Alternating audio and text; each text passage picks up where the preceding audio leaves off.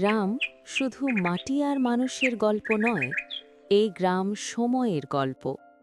অরিন্দমদের পরিবার এখানে ৩ প্রজন্ম ধরে বাস করছে। তাদের উঠোনে যে শিউলি গাছ, সেটাও নাকি তার দাদুর হাতে লাগানো। অরিন্দমের দাদু শশাঙ্কবাবু ছিলেন প্রকৃতির মানুষ। তিনি বলতেন, গাছ লাগানো মানে শুধু ফল পাওয়া নয় রে, এটা ভবিষ্যৎকে বাঁচিয়ে রাখা। তিনি নিজ হাতে গড়ে তুলেছিলেন বিশাল বাগান। তাল, নারকেল, কাঁঠাল, জাম, লিচু, কিন্তু আম বাগান ছিল তার প্রাণ। বাগানের মাঝখানে দাঁড়িয়েছিল এক অদ্ভুত কাঁটা মিঠে আম গাছ। গাছটি অন্যদের মতো ছিল না, তার ছায়া ছিল অস্বাভাবিক গভীর। দুপুরের রোদও যেন সেখানে ঢুকতে সাহস পেত না। আর আশ্চর্যের বিষয়, ফল ধরত কম, কিন্তু যে একবার খেত সে স্বাদ ভুলতে পারত না। দাদু, তোমার সবচেয়ে প্রিয় গাছটা এখনো টিকে আছে।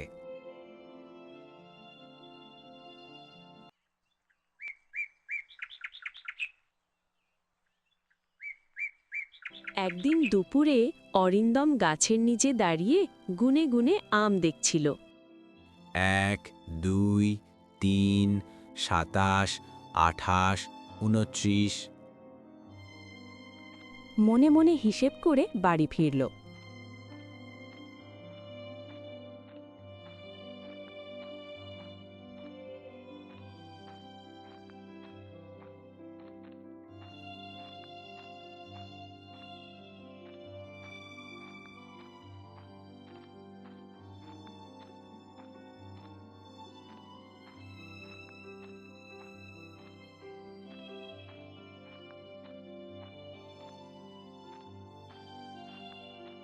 অরিন্দম আবার বাগানে এলো। হঠাৎ থেমে গেল। কি? এটা কিভাবে সম্ভব? সে আবার গুনতে শুরু করল। ১, ২, ৩, ২৪। না না, এটা ভুল হচ্ছে।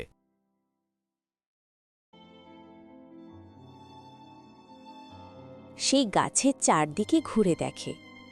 মাটিতে কোনো আম নেই, ডাল ভাঙার চিহ্ন নেই। এত কড়া নজরদারি, তারপরও চুরি! কে এত সাহসী?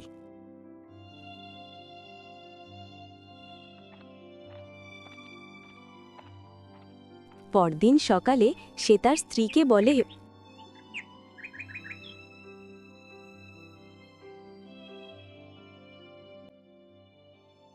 হয়তো গ্রামের ছেলেপেলে রাগ করা। না, এটা সাধারণ চুরি নয়, কেউ খুব হিসেব করে নিচ্ছে। অরিন্দম আবার গুনে রাখল। সন্ধ্যায় আবার কিছু আম নেই। আজ শেষ, আজ আমি নিজেই দেখব। সে দুপুরের আগে বাগানে গিয়ে লুকিয়ে বসে। যেই হোক, তাকে আজ ধরেই ছাড়ব। চারদিকে নিস্তব্ধতা, শুধু ঝিঁঝি পোকার ডাক। গরমে বাতাসও থেমে গেছে, ঘাম তার কপাল বেয়ে গড়িয়ে পড়ছে। আসবে, আজও আসবে। হঠাৎ পাতা কাঁপার শব্দ। অরিন্দম নিঃশ্বাস আটকে রাখে। দুপুর ঠিক ১২টা ছুতেই চারদিক যেন অস্বাভাবিক নিস্তব্ধ হয়ে গেল। ঝিঝি পোকার শব্দ হঠাৎ থেমে গেল। এটাই সেই সময়। হঠাৎ গাছের ডাল একটু নড়ে উঠল, কিন্তু বাতাস নেই। আরও একবার ডাল কাঁপল।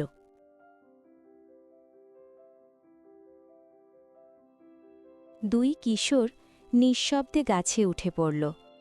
তাদের চলাফেরা স্বাভাবিক নয়, না শব্দ, না তাড়াহুড়ো। যেন তারা অনেক আগেই জানত কোন ডালে কোন আম আছে। এই, কারা তোমরা? দুই কিশোর থামল, কিন্তু নিচে তাকাল না। শুনছ না?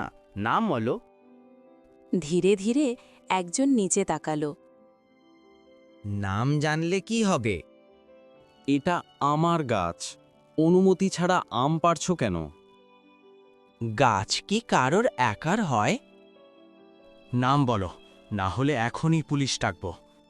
দুই কিশোর এবার একসাথে নিচে তাকালো। লোভ করো না। যা প্রয়োজন ততটাই না। তোরা গ্রামের কোন বাড়ির ছেলে?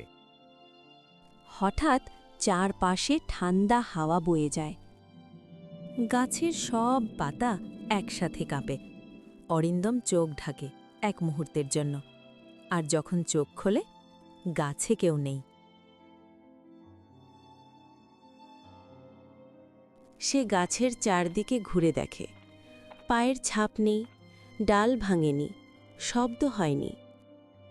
ঠিক তখন দূর থেকে ছেলের ডাক। বাবা, বাবা, বাবা, বাবা। কি হয়েছে? দুজন ছেলে উঠোনে দাঁড়িয়েছিল। ওরা বলল, রাগ করো না। তারপর দুটো আম রেখে হঠাৎ উধাও। অরিন্দমের মুখ শুকিয়ে যায়।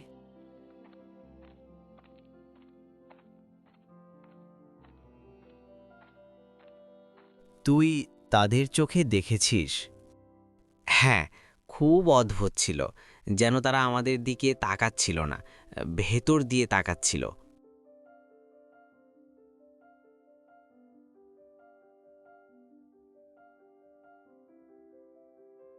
সেদিনের পর থেকে কাঁটামিঠে গাছের ছায়া আরও গাঢ় হয়ে উঠল।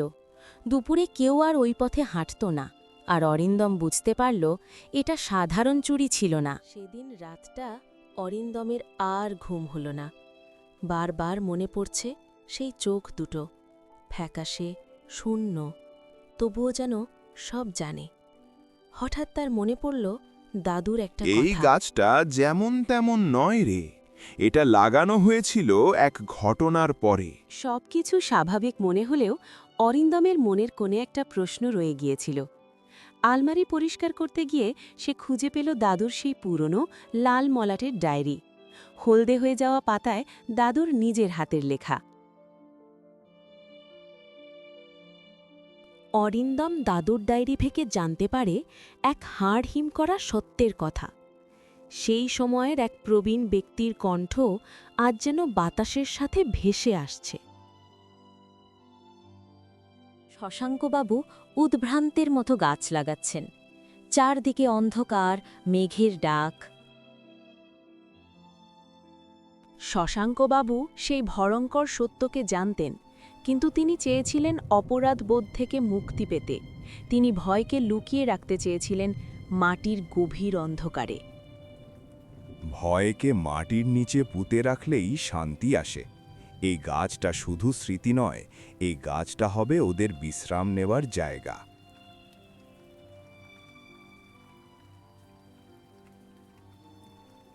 সেই জায়গাতেই তিনি কাটামিঠে গাছটি লাগান। শোনা যায় গাছ লাগানোর রাতে প্রকৃতি যেন বিদ্রোহ করেছিল। এক অদ্ভুত ঝড় উঠেছিল, যাতে শুধু ওই চারা গাছটি স্থির দাঁড়িয়েছিল।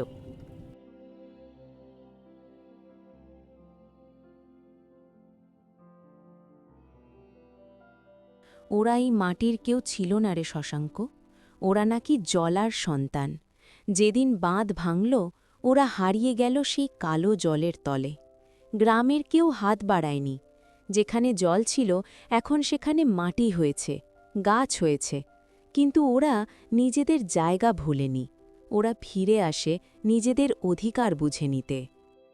কুয়াশা মাখা বিকেলে আমি সেই অশ্বত্থ গাছটার নিচে দাঁড়িয়ে আছি, যেটা আমি নিজেই বছর 10 আগে রোপণ করেছিলাম। লোকে ভাবে আমি বৃক্ষপ্রেমী, কিন্তু কেউ জানে না এই শিকড়ের নিচে আমি আমার এক অপরাধ বোধকে পুঁতে রাখতে চেয়েছিলাম। সেদিনও আকাশটা এমনই থমথমে ছিল। জলার ঘোলা জলে দুটো ছোট ছোট হাত খাবি খাচ্ছিল। আমি চিৎকার করেছিলাম, বুক ফেটে আর্তনাদ বেরিয়েছিল আমার, কিন্তু শরীরটা যেন পাথরের হয়ে গিয়েছিল। আমার পা দুটো এক পাও এগোতে চায়নি। দূরে গ্রামের লোকগুলো জটলা পাকিয়ে দাঁড়িয়ে দেখছিল, যেন কোনো মরণ খেলা চলছে। কেউ হাত বাড়ায়নি, কেউ ঝাঁপ দেয়নি। আমরা সবাই সেদিন দেখেছিলাম দুটো তাজা প্রাণের সলিল সমাধি।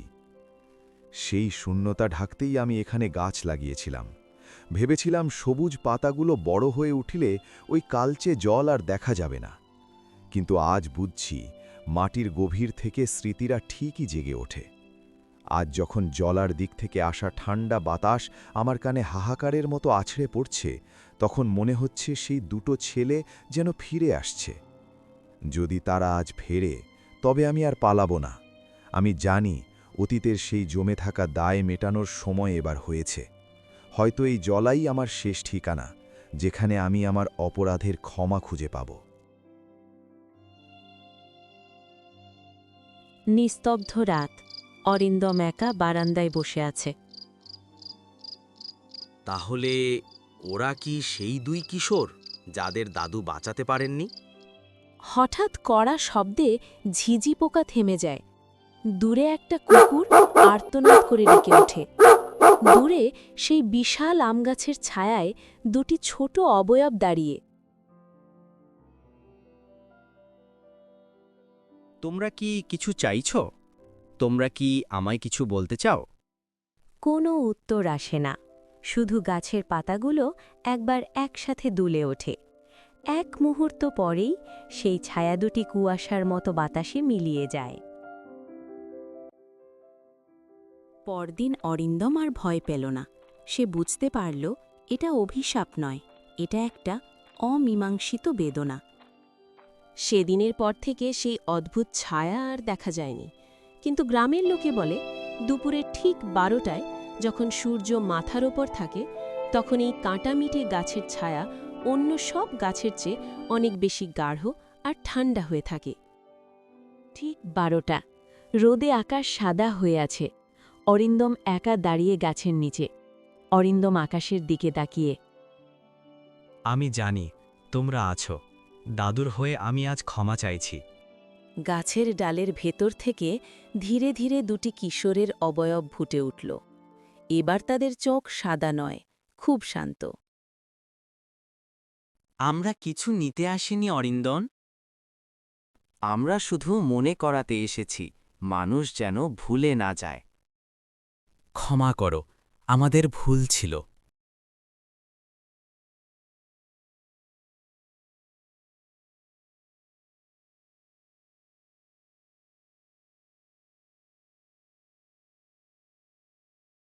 সেই দিনের পর থেকে সেই অদ্ভুত কাঁটামিঠে গাছে আর কখনো কম ফল ধরেনি, বরং গ্রামের সব গাছের চেয়ে বেশি আম হতে লাগল।